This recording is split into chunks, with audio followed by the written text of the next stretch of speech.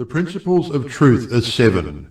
He who knows these, understandingly, possesses the magic key before whose touch all the doors of the temple fly open. The 7 Hermetic principles upon which the entire Hermetic philosophy is based are as follows. 1. The principle of mentalism. 2. The principle of correspondence. 3. The principle of vibration. 4. The principle of polarity. 5. The principle of rhythm. 6. The principle of cause and effect. 7. The principle of gender. These 7 principles will be discussed and explained as we proceed with these lessons. A short explanation of each, however, may as well be given at this point. 1. The principle of mentalism. The all is mind. The universe is mental. This principle embodies the truth that all is mind. It explains that the all, which is the substantial reality underlying all the outward manifestations and appearances which we know under the terms of the material universe, the phenomena of life, matter, energy, and, in short, all that is apparent to our material senses, is spirit, which in itself is unknowable and undefinable, but which may be considered and thought of as a universal, infinite living mind. It also explains that all the phenomenal world or universe is simply a mental creation of the all, subject to the laws of created things, and that the universe, as a whole, and in its parts or units, has its existence in the mind of the all, in which mind we live and move and have our being.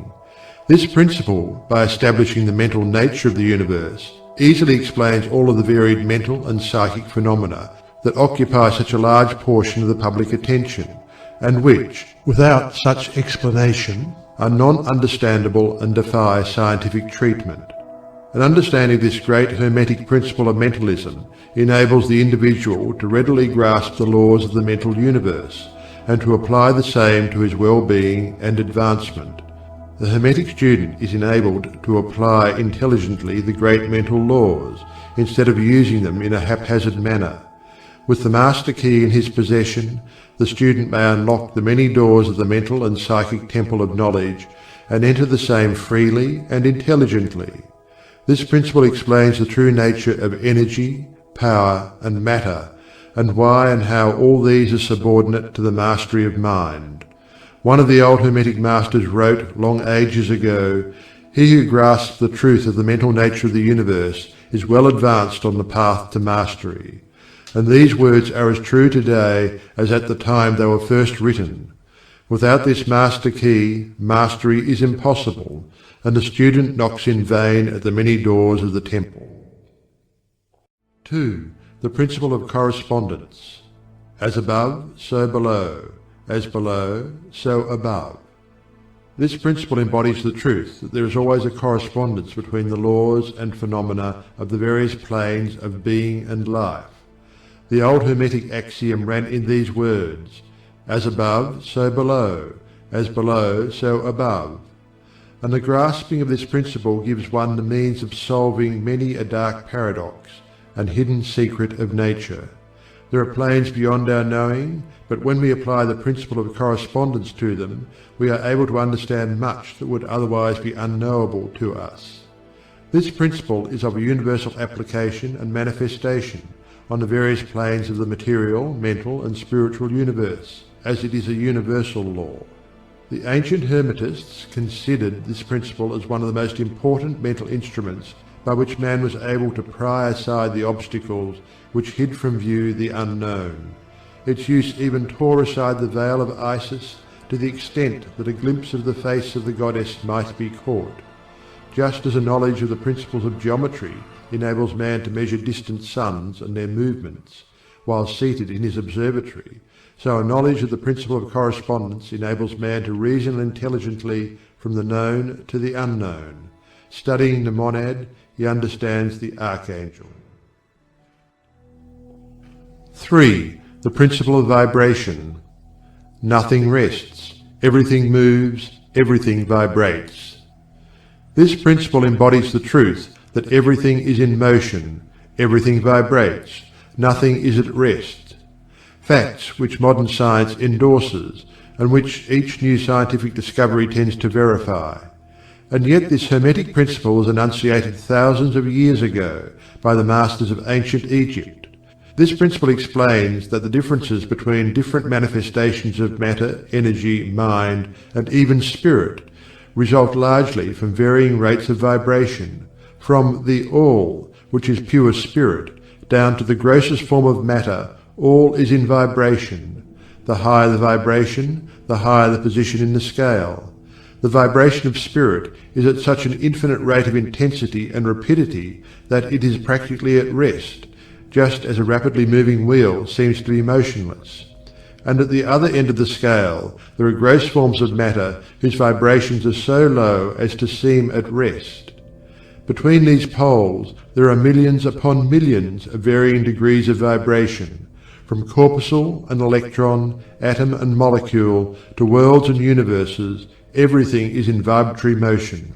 This is also true on the planes of energy and force, which are but varying degrees of vibration, and also on the mental planes, whose states depend upon vibration, and even on to the spiritual planes. An understanding of this principle, with the appropriate formulas, enables Hermetic students to control their own mental vibrations as well as those of others. The masters also apply this principle to the conquering of natural phenomena in various ways. He who understands the principle of vibration has grasped the sceptre of power, says one of the old writers. 4. The principle of polarity. Everything is dual, everything has poles, everything has its pair of opposites. Like and unlike are the same. Opposites are identical in nature, but different in degree. Extremes meet. All truths are but half-truths.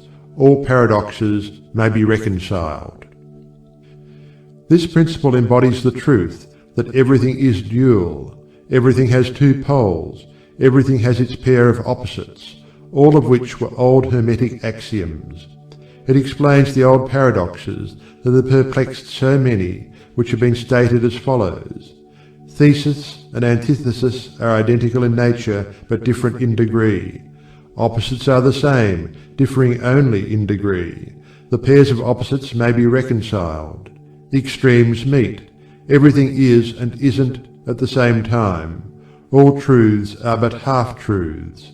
Every truth is half false. There are two sides to everything, etc., etc., etc. It explains that in everything there are two poles, or opposite aspects, and that opposites are really only the two extremes of the same thing, with many varying degrees between them.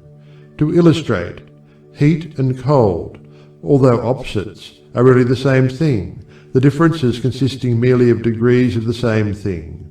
Look at your thermometer and see if you can discover where heat terminates and cold begins. There is no such thing as absolute heat or absolute cold. The two terms heat and cold simply indicate varying degrees of the same thing, and that same thing which manifests as heat and cold is merely a form, variety, and rate of vibration. So heat and cold are simply the two poles of that which we call heat, and the phenomena attendant thereupon are manifestations of the principle of polarity. The same principle manifests in the case of light and darkness, which are the same thing, the difference consisting in the varying degrees between the two poles of the phenomena. Where does darkness leave off and light begin? What is the difference between large and small, between hard and soft, between black and white, between sharp and dull, between noise and quiet, between high and low, between positive and negative? The principle of polarity explains these paradoxes, and no other principle can supersede it. The same principle operates on the mental plane. Let us take a radical and extreme example, that of love and hate, two mental states apparently totally different. Yet there are degrees of hate and degrees of love, and a middle point in which we use the terms like or dislike, which shade into each other so gradually that sometimes we are at a loss to know whether we like or dislike or neither, and all are simply degrees of the same thing, as you will see if you will but think a moment. And more than this, and considered of more importance by the Hermetists, it is possible to change the vibrations of hate to the vibrations of love in one's own mind and in the minds of others. Many of you who read these lines have had personal experiences of the involuntary rapid transition from love to hate, and the reverse, in your own case and that of others. And you will therefore realize the possibility of this being accomplished by the use of the will, by means of the Hermetic formulas. Good and evil are but the poles of the same thing, and the Hermetist understands the art of transmuting evil into good, by means of an application of the principle of polarity. In short, the art of polarization becomes a phase of mental alchemy, known and practiced by the ancient and modern Hermetic masters. An understanding of the principle will enable one to change his own polarity as well as that of others, if he will devote the time and study necessary to master the art. 5. The principle of rhythm. Everything flows in and out. Everything has its tides. All things rise and fall. The pendulum swing manifests in everything. The measure of the swing to the right is a measure of the swing to the left. Rhythm compensates. This principle embodies the truth that in everything there is manifested a measured motion, to and fro, a flow and inflow, a swing backward and forward, a pendulum-like movement, a tide-like ebb and flow, a high tide and low tide, between the two poles which exist in accordance with the principle of polarity described a moment ago. There is always an action and a reaction, an advance and a retreat, a rising and a sinking. This is in the affairs of the universe, suns, worlds, men, animals, mind, energy, and matter.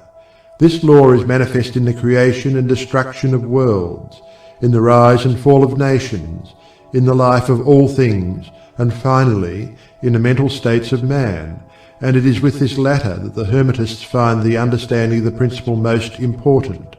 The Hermetists have grasped this principle, finding its universal application, and have also discovered certain means to overcome its effects in themselves by the use of the appropriate formulas and methods. They apply the mental law of neutralization. They cannot annul the principle or cause it to cease its operation, but they have learnt how to escape its effects upon themselves, to a certain degree depending upon the mastery of the principle. They have learned how to use it, instead of being used by it. In this and similar methods consists the art of the Hermetists. The master of Hermetics polarizes himself at the point at which he desires to rest, and then neutralizes the rhythmic swing of the pendulum, which would tend to carry him to the other pole. All individuals who have attained any degree of self-mastery do this to a certain degree, more or less unconsciously. But the master does this consciously and by the use of his will, and attains a degree of poise and mental firmness almost impossible of belief on the part of the masses, who are swung backward and forward like a pendulum. This principle and that of polarity have been closely studied by the Hermetists, and the methods of counteracting, neutralizing, and using them form an important part of the Hermetic mental alchemy. 6. The principle of cause and effect. Every cause has its effect, every effect has its cause, everything happens according to law. Chance is but a name for law not recognized. There are many planes of causation, but nothing escapes the law.